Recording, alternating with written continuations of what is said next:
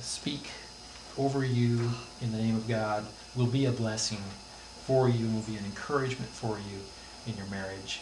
And I'd just like to start off with a word of prayer.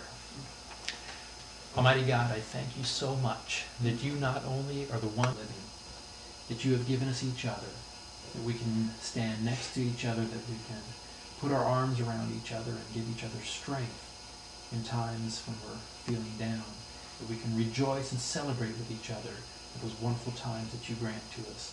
Lord, that we can remind each other that you are always here and that you will never leave us. And so, Lord, we pray for your blessing on this time that we are taking here together to honor and thank you for what you have done in Bill and Debbie's lives. We pray that you would be with us and guide our hearts, open our hearts for the work of your Spirit. Amen. Amen. So where's the Kleenex? I can't have a Coke, I need Kleenex. Come, let us return to the Lord. He has torn us to pieces, but he will heal us. He has injured us, but he will bind up our wounds. After 2 days he will revive us. On the third day he will restore us, that we may live in his presence. Let us acknowledge the Lord. Let us press on to acknowledge him. As surely as the sun rises, he will appear. He will come to us like the winter rains, like the spring rains that water the earth. Yeah, you probably be able to bring it together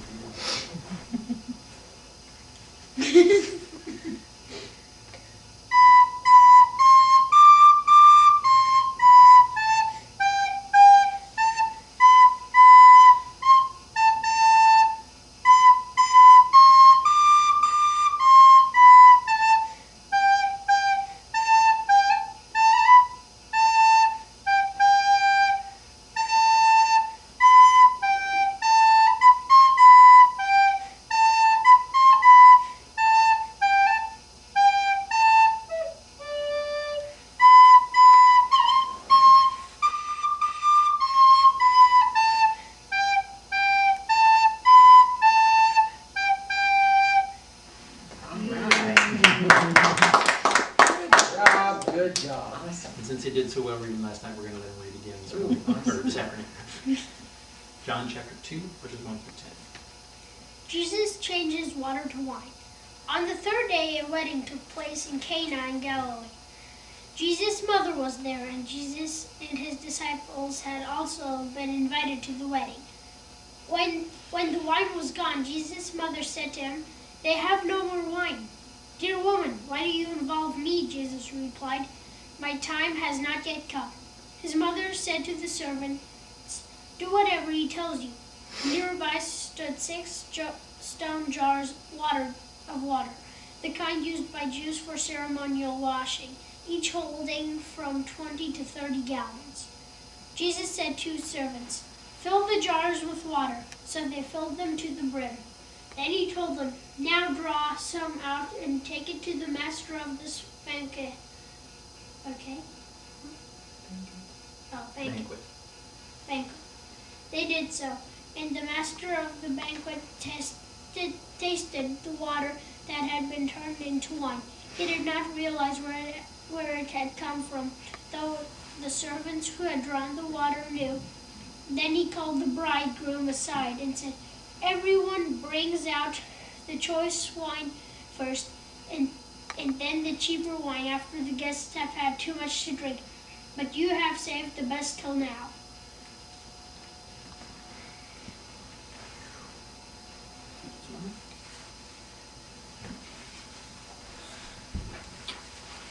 Just kind of a professional hazard, I guess, that I typically stand when I speak. And it's not typical for me. Probably breathe better that way. Well, yes, that's true. And it's not typical for me to read when I'm holding devotion or something, but see, that can also protect me from getting off on rabbit trails and going too long. But I thought that in this particular case, I'd just go ahead and read what I've got here. There once was a man named Hosea. He was given a difficult task from God. He was told to enter into a difficult marriage. This relationship symbolized the relationship between God and Israel, and yet it was literally the relationship between a man and his wife whom he loved dearly. The short text that we just heard starts with the powerful words, "Come, let us return to the Lord." The call to return to the loving relationship that was intended from the very beginning looks back on extreme trials, but looks forward to the good harvest that God will bring from those rows that were so hard to plow. There once was a man named Jesus. He was invited to a wedding to celebrate with the newlywed couple. And boy, did they know how to throw a party. They would celebrate for days. Of course, a party like that also meant burden of providing for all of the guests.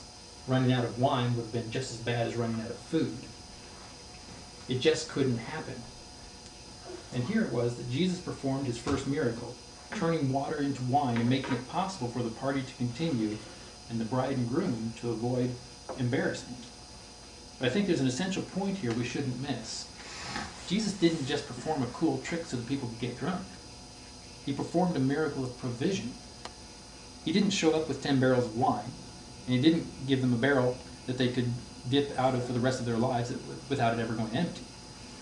He provided what they needed when they needed it. There once was a couple named Bill and Debbie. They each had their highs and lows in life before they even met each other. Then they experienced highs and lows together, and even became highs and lows for each other. Through this truly unique roller coaster ride, you came to a point where you said, "Come, let us return to the Lord together." You have experienced miracles of healing pain and life-giving death to old ways of thinking and living. In this short ceremony, we want to honor the path that God has led you on, thank him for his miracles of provision thus far in your lives, and celebrate the power he sets alive in our hearts through his gospel.